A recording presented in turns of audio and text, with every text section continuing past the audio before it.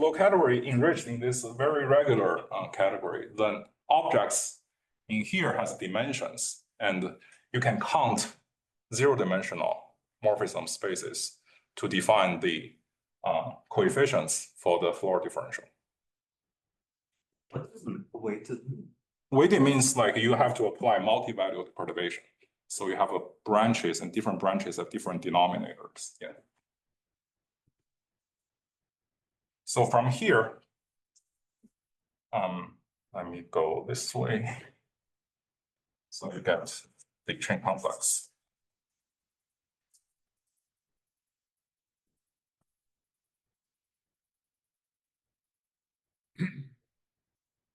Well, so this is basically the scheme that summarizes the efforts that people like, including Hamilton, did in the past few decades, try to set up a foundation for Floer theory. Any questions before I move on?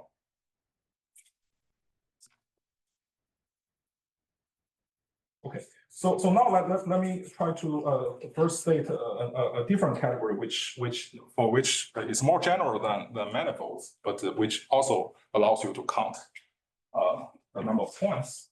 So that is the one we are going to eventually have.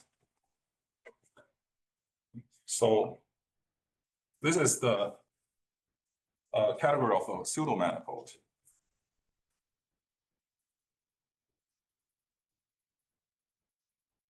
So a pseudo-manifold is a topological space which with a decomposition into the interior and the boundary, such that the interior is open and dense and a topological manifold.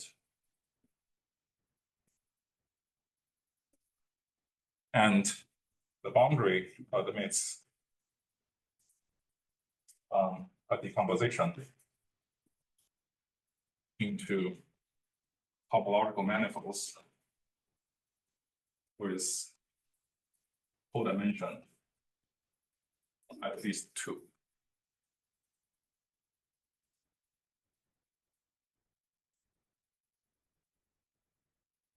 So in particular, if you get a flow category enriched in pseudo-manifolds, if you also have orientation and compactness, you can also count number of points in the zero-dimensional object and to get a chain complex. And those boundary things will not affect you when you try to obtain a chain complex.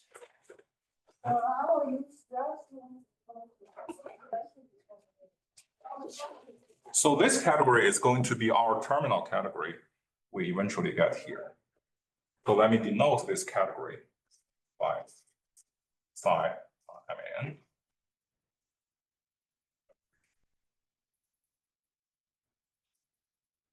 Pseudo-manifolds.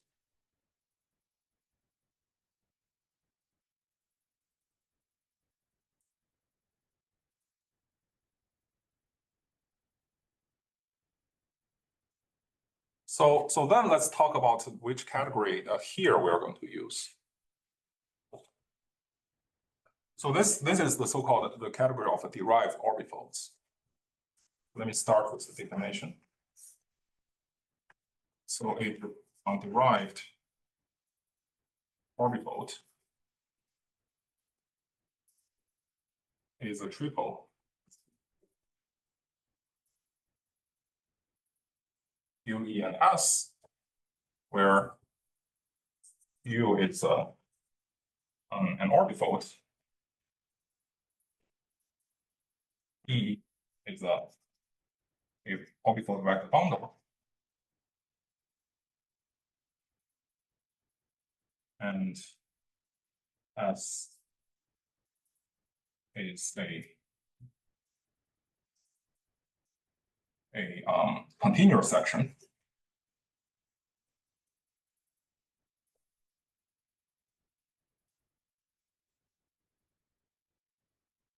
So those are actually the object you can get from the finite dimensional reduction approach of moduli spaces of pseudo-holomorphic curves. So basically this term derived means that you will have non-transverse moduli spaces, and you have to add obstruction bundles to regularize. And orbifold, because your moduli space has curves with non-trivial automorphism groups responding to the orbifold points. So your definition of an orbifold, it doesn't have to be effective. Yes. Yeah, thanks for clarifying. It's effective.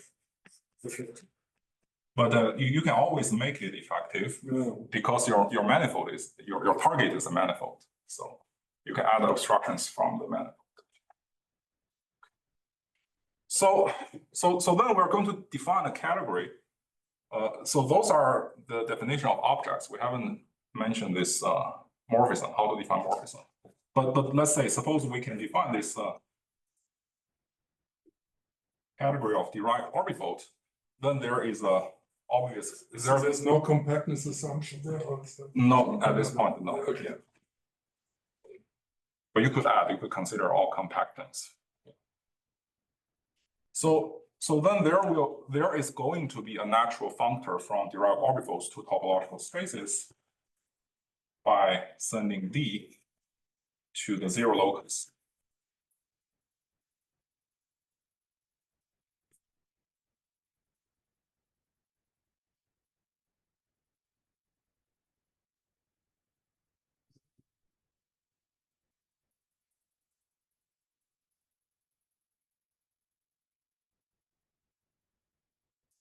Will you say what stratifications are? Yeah, it's basically the same. You basically they follow the same kind of stratification. You can have, for example, orbifold. Well, basically you have to consider those objects where near the corner it's like a product. It's like something without corner times the standard corner. So you only consider those kind of stratified objects, where the stratification are basically the corner given you by the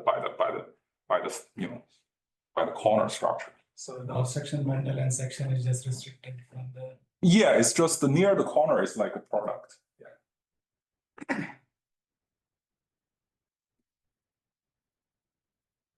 So what are the morphisms?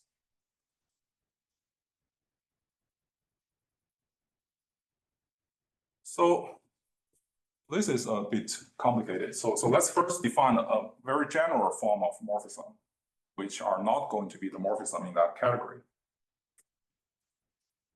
So we call a map from D1 to D2 is a commutative diagram.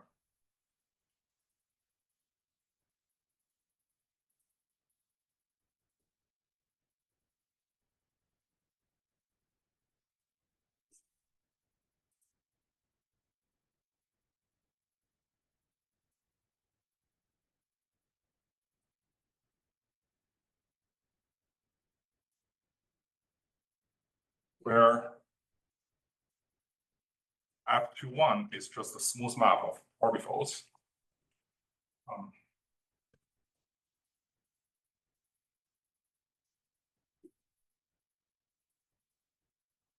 And F21 hat is a bundle map covering is a map of orbifold vector bundles covering this base map.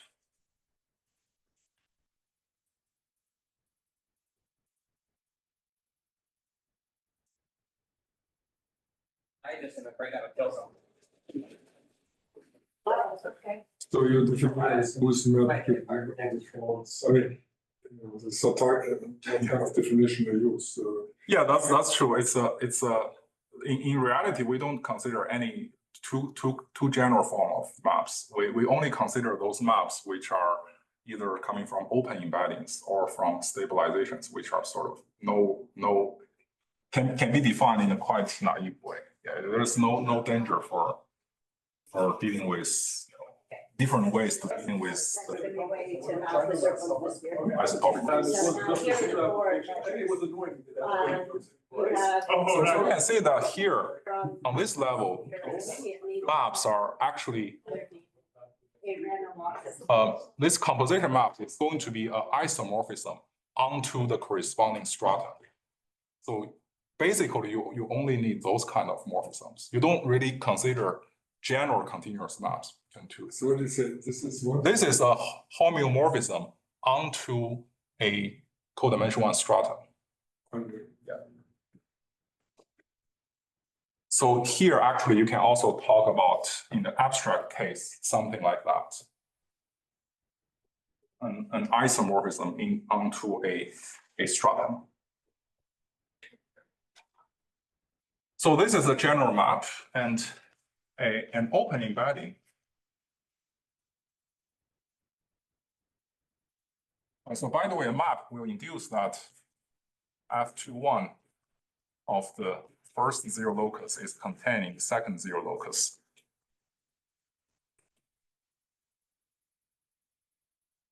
An open embedding is a map such that F21 is an open embedding, is a diffeomorphism onto an open neighborhood of S2 for 0, and F21 hat is a bundle isomorphism.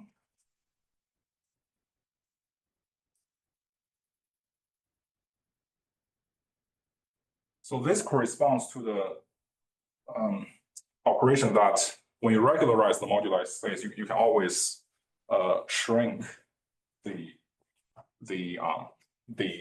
shrink to a smaller neighborhood of your actual moduli space.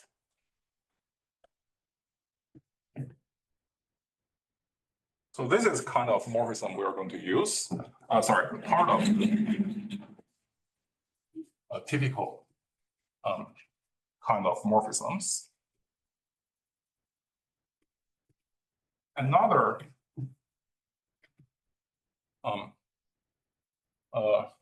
type of morphism is called a stabilization. A stabilization of a derived orbifold by a disk bundle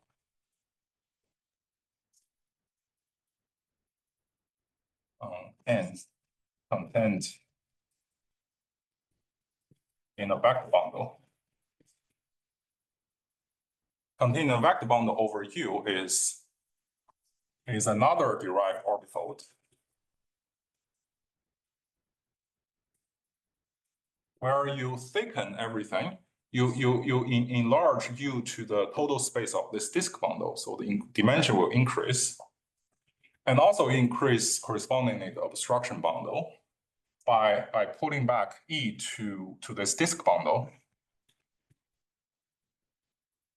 and also pull back the vector bundle containing N, containing this disk bundle to this disk bundle.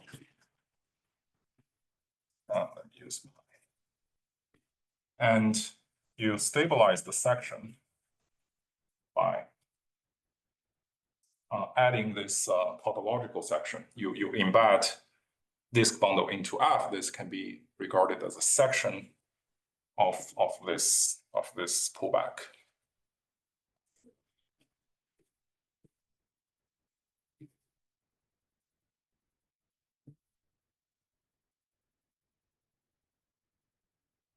So this will appear because when you regularize the moduli space, you can add. You just you just choose a finite dimensional space that cover your co-kernel of the linearization. So you can take a larger finite dimensional space to get a bigger thickening of your moduli space. So once you have a stabilization of D by this disk bundle, then there is a natural map from your original derived orbifold to this bigger one by sending U into the zero section of the disk bundle.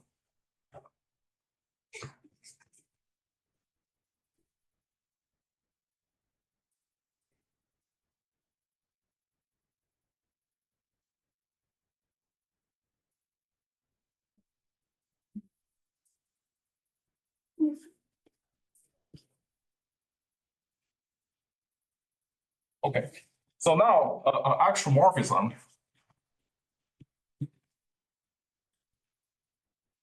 from D1 to D2 is a map admitting a factorization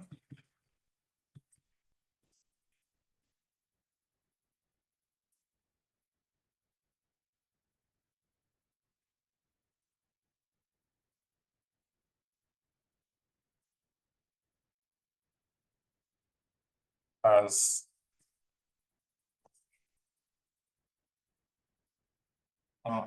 shown in these diagrams, that you first stabilize the first chart by some disk bundle, and this stabilization can be openly embedded into the second chart, D2, so that this composition is your map.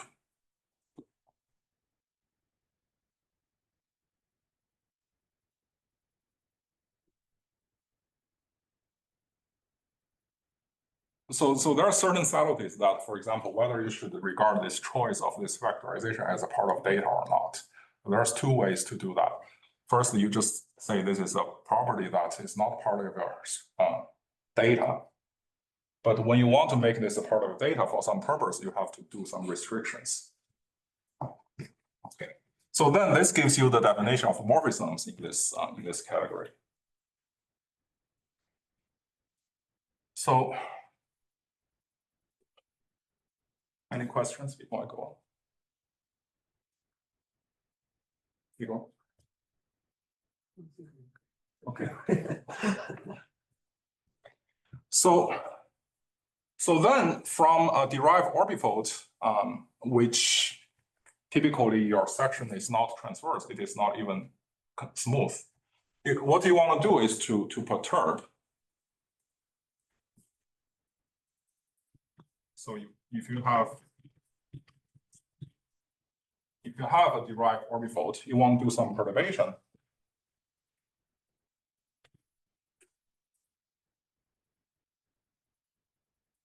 Do something transverse.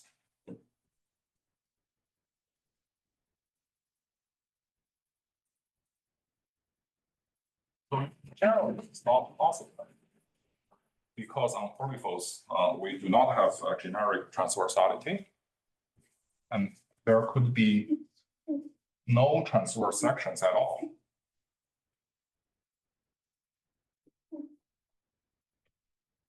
Unless you do multi-valued perturbation, where you end up with some theory over rational numbers. Okay. So here is another important input, that is the proposal by Fukaya and Ono.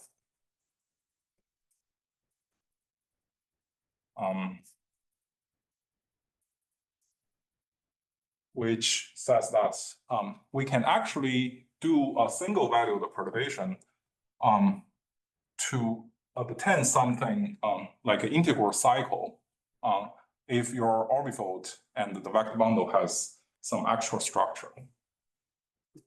So they propose that could do single valued perturbation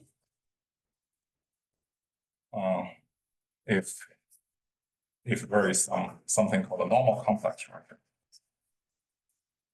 There exists normal complex structure. And the normal complex structure is natural in the case of moduli space of pseudo-homology curves, because you're essentially dealing with the D bar equation, and D bar has a complex principal symbol. This is typically how we orient the moduli spaces. So in this abstract framework, what does that mean? So let's just roughly define this notion of a normal complex structure in terms of local orbifold charts. Okay. So locally,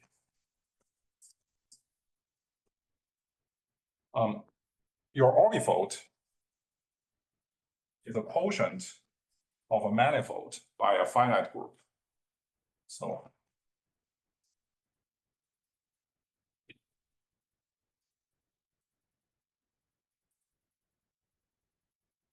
And your orbifold vector bundle is the quotient of a equivalent ordinary vector bundle over your G manifold.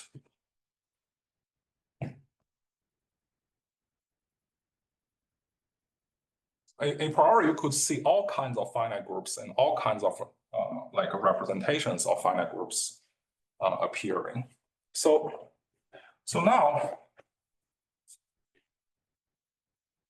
let's look at where transversality could fail. Transversality could fail at the points where the action is not free.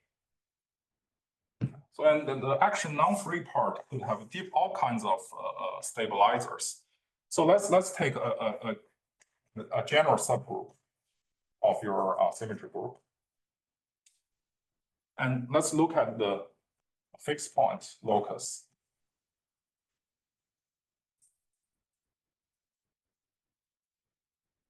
So this subgroup will fix every point of U sub H.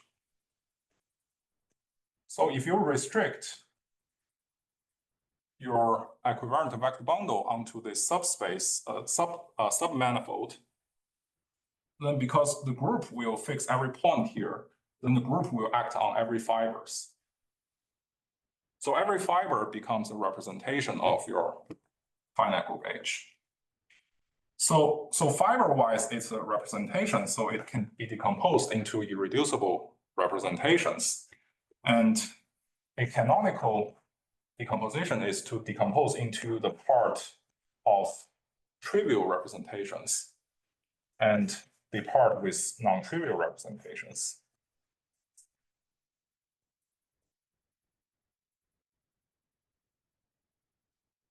And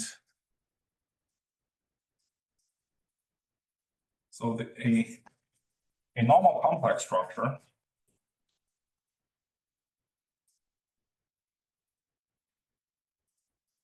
on this orbifold vector bundle E is just a collection H invariant almost complex structures on this non-trivial part.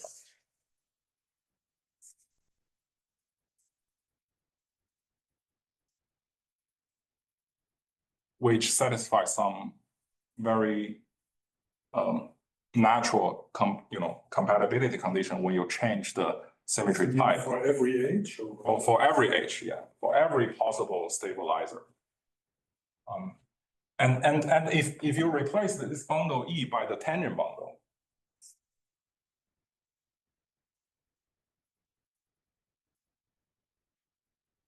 so if you restrict tangent bundle to here, then this non-trivial part is exactly the normal bundle to the fixed point locus. So a normal complex structure on the tangent bundle is going to be just H invariant complex structures on the normal direction to the fixed point locus.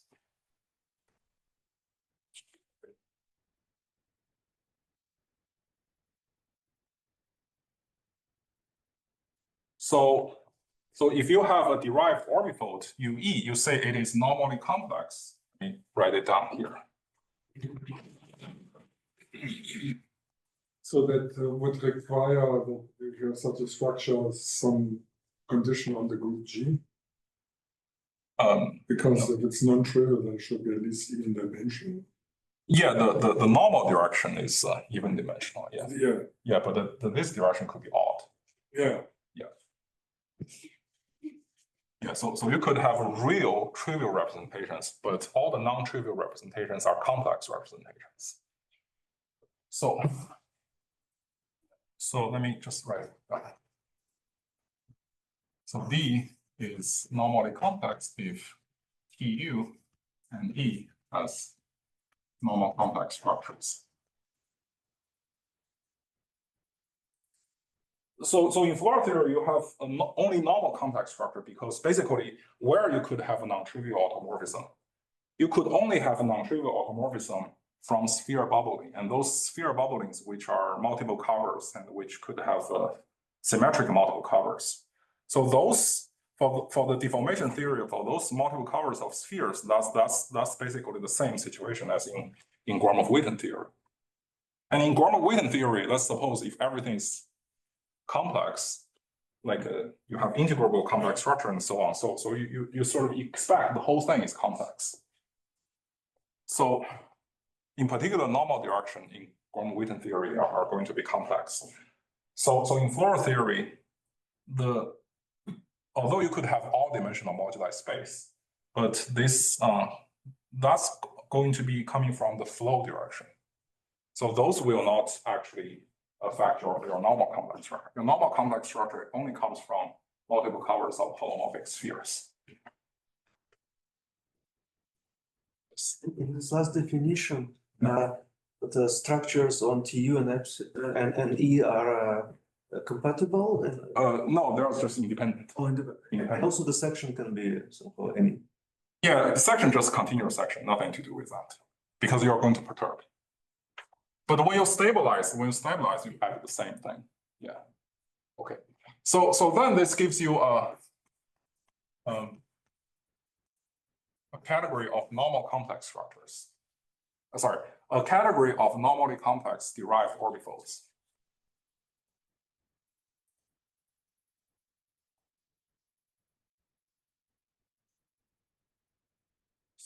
So then let me just then what we have done that following the Fukai-Ono's idea is the following black box theorem. So we worked out 3 years ago.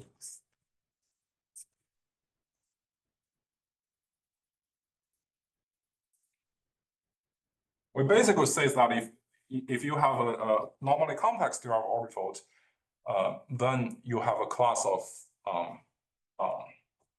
so-called FOP transverse sections, where let me just write it down. So if the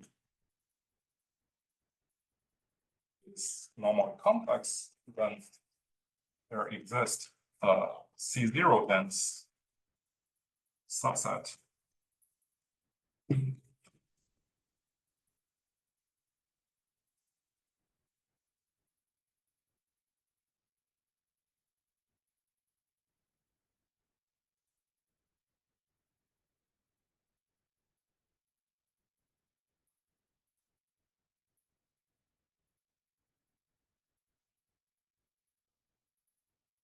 contained in the set of all smooth sections of this orbifold vector bundle is satisfying the following property. The first one is that if you take anything from this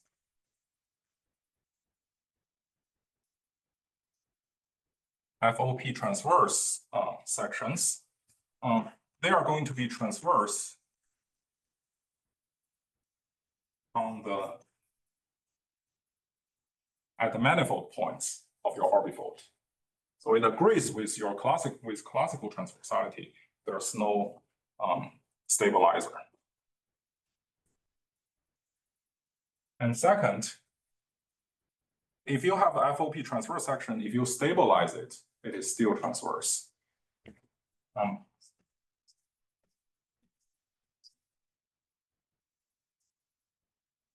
That means if you just add this tautological section in this stabilization, if your original S is FOP transverse, then this one is still FOP transverse.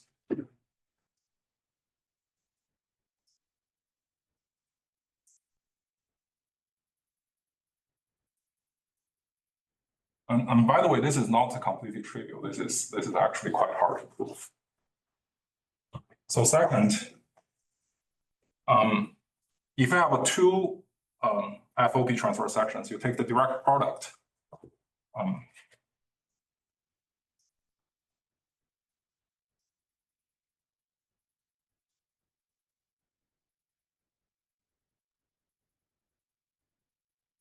Then the product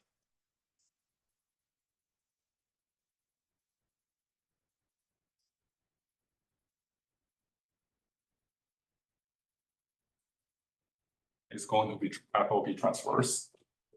This is also not very trivial to prove. But there are necessary things to do if you want to get it. You want to have compatible, inductively perturb your moduli space. So the last most important property is that I get pseudo-manifolds. So that means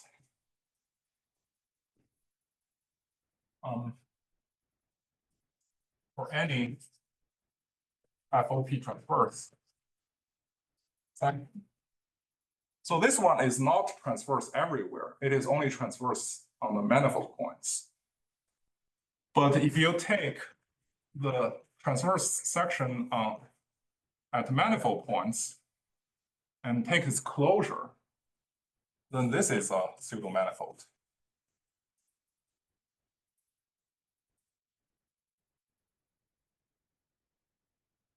And this is typically not the whole thing. You could have something non-transverse which are not approximated by manifold points.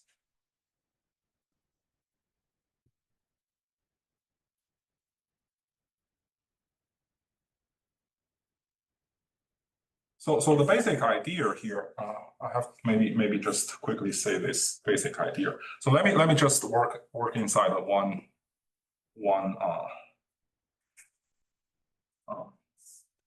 chart where you could have G fixed points, and let's assume outside G fixed points everywhere the action is free. So the transversality will be lost somewhere along this fixed point locus, and the kind of perturbation Fukaya-Ono proposed is that we do not consider all kinds of smooth sections on this orbifold. We put some restrictions in the normal direction. So we consider sections in a single chart. There are going to be some G equivariant section. We consider G equivariant sections such that if you look at its restriction on the normal fiber, you require this normal restriction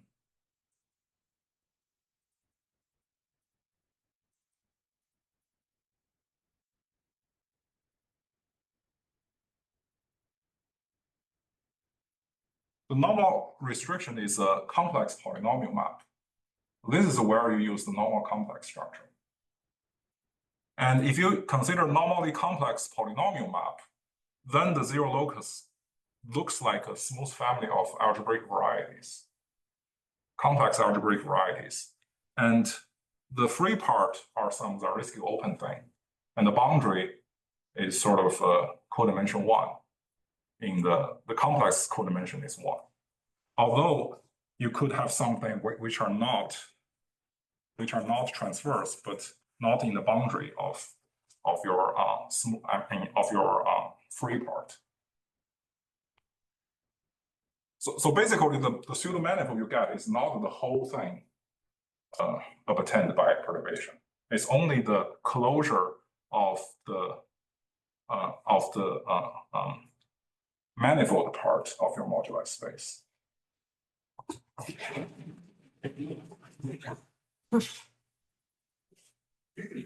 So this is the first big black box theorem.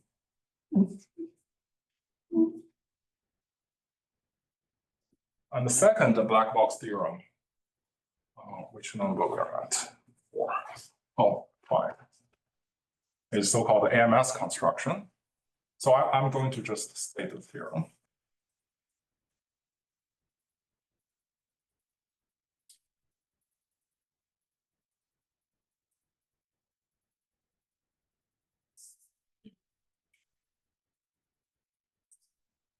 That is the Hamiltonian Floer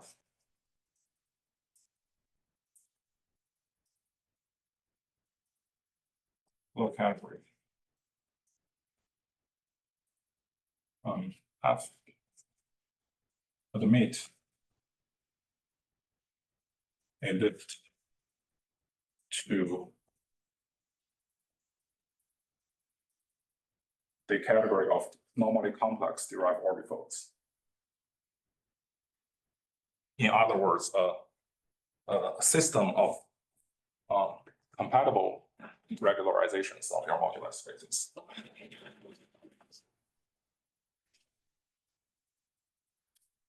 So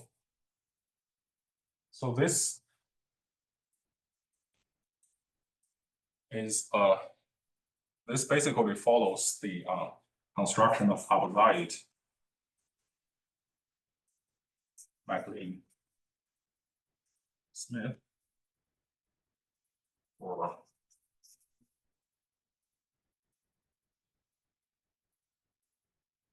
genus zero stable map moduli space.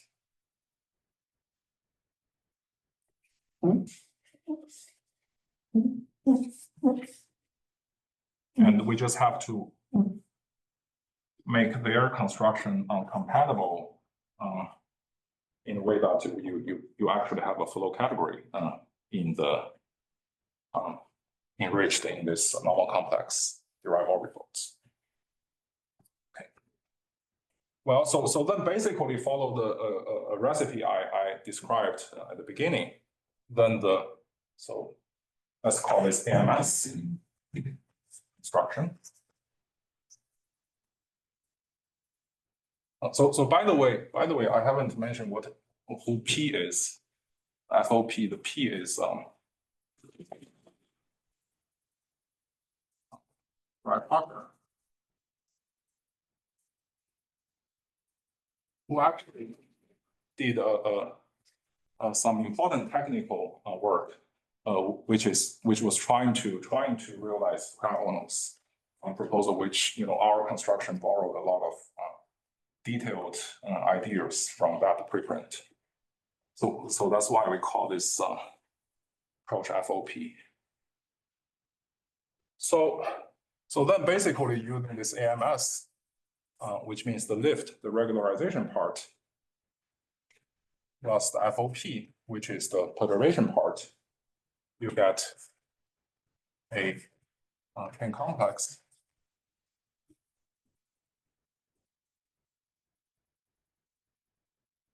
over the Novikov ring with integer coefficients. And then you get the Floer homology over integers.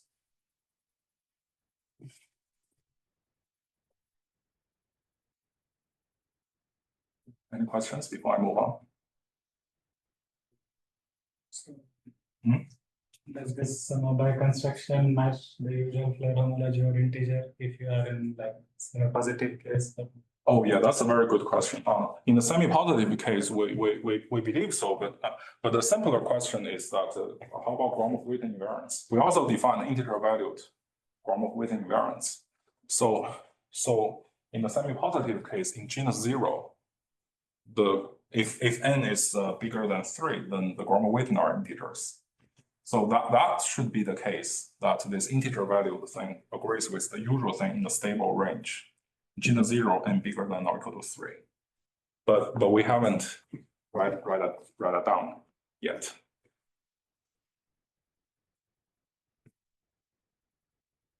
So maybe I promised to talk about applications, but I cannot fully or even marginally do that. So let me just try to talk about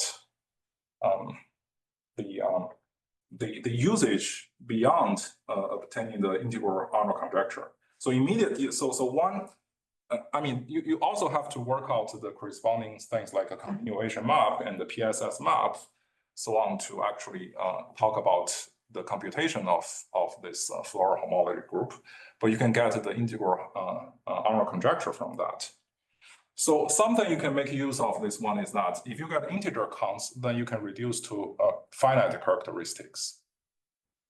So in finite characteristics, you can do something like the quantum Steenrod operation.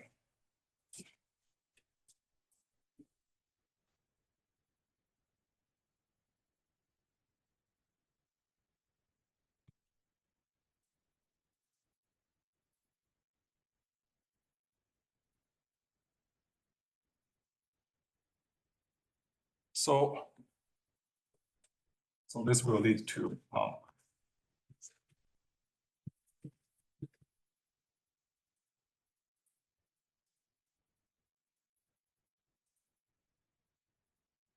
and I think Igor did a lot of important work using this idea of quantum Steenrod operations to derive applications in Hamiltonian dynamics, many of them.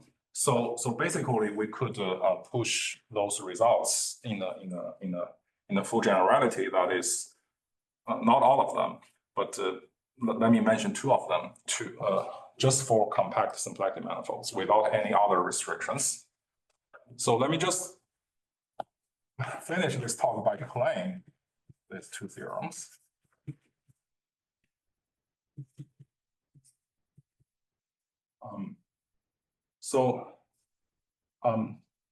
If a Hamiltonian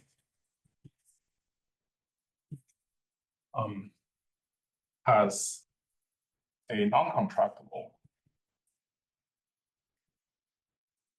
one periodic orbits in the class gamma,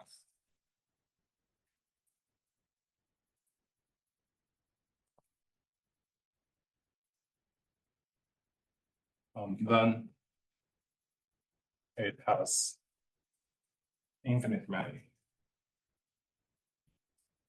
simple periodic orbits in higher periods, in all periods.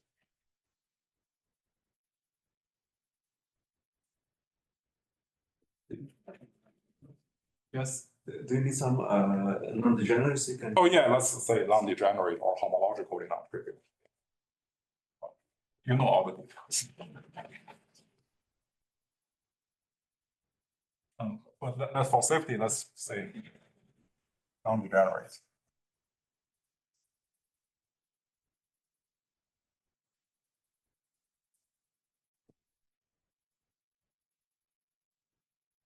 And second theorem, also using the quantum Steenrod operation, actually, just depending on the characteristic you're in, maybe quantum Steenrod square is enough. So by the way, this generalized the work of Floer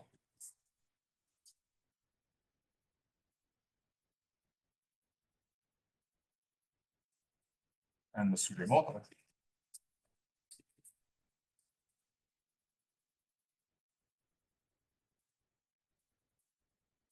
So if X omega has a Hamiltonian pseudorotation,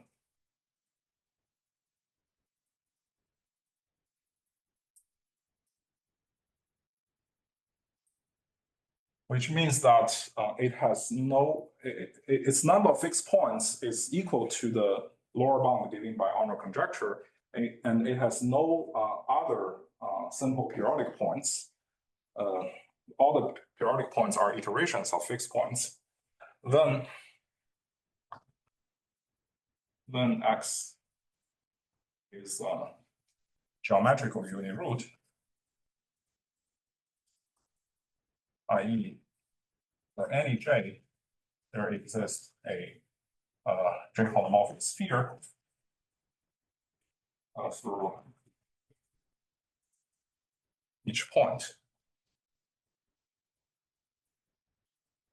So this generalizes the work of Igor Shaoyun,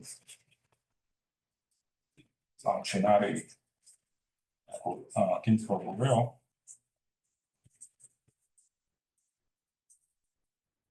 and also partly the work of Affiliation.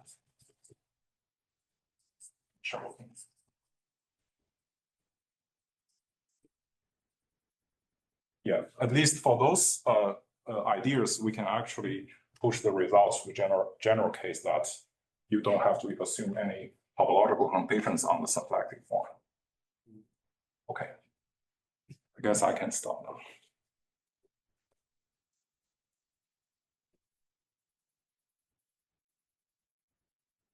Questions?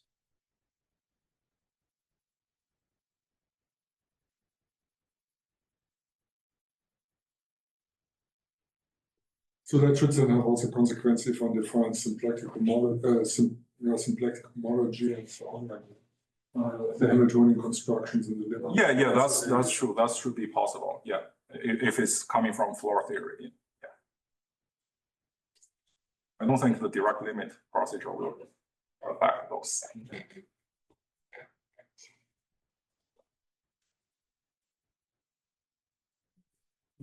So in this theorem, like what's the point that's updated regression? And it's Sorry? I mean, you said it's like this, the paper from 2022 and. Oh yeah, update. So this paper, when we proved Arnold conjecture, we construct this lift under some simplified restriction, which is enough for proving Arnold conjecture. For example, we can perturb omega to be a rational symplectic form. Yeah. And we can perturb H so that all the action values are rational values.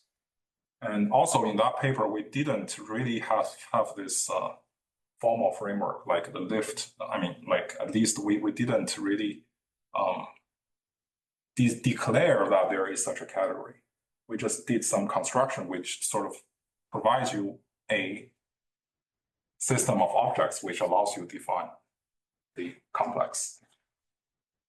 So in the update, we basically first remove all those simplified assumptions, simplifications, and also we formally declare that you have something that actually agrees with our formal framework.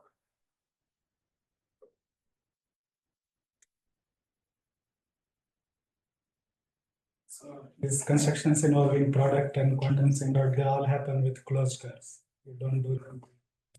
You mean for open curves, or like Lagrangian? No, I mean, instead of doing them with Hamiltonian perturbations. Oh yeah. So what I mean is this kind of one pair of pants. So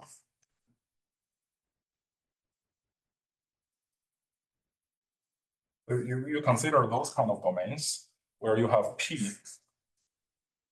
punctures on the unit circle in located at the P roots of unity, and this puncture is at infinity. So this domain has a permutation symmetry. A Z mod P symmetry. So you consider this modular spaces where you can put the same Hamiltonians. Does that not require you to work with something more general than flow category? Oh yeah, that's true. That's true. I didn't have time. So for example, in order to compare different constructions, all these constructions you need to make choices, a huge amount of choices. If you have two different set of choices, in order to compare them, you have to use something called something on the one higher level that's called a flow by module. So flow by module, you do the same thing, you will get a chain maps. So here, the quantum Steenrod operation comes from some kind of chain map from one chain complex to another chain complex, and then reduced to homology. So for this, you need to use that terminology, flow by modules. You need like multi-modules. Yeah, that's very good. So you could either use multi-modules or use bimodules. So here, if you have more inputs here, you could use multi-modules, as you said. But you can regard whatever happening here is something happening in this product. It's like everything happened on this side is some Floer theoretic thing in this piece power of X. And you have just the product Hamiltonian. The difference is that the way to compactify this side are different, but difference in the homological level is like a chain homotopy.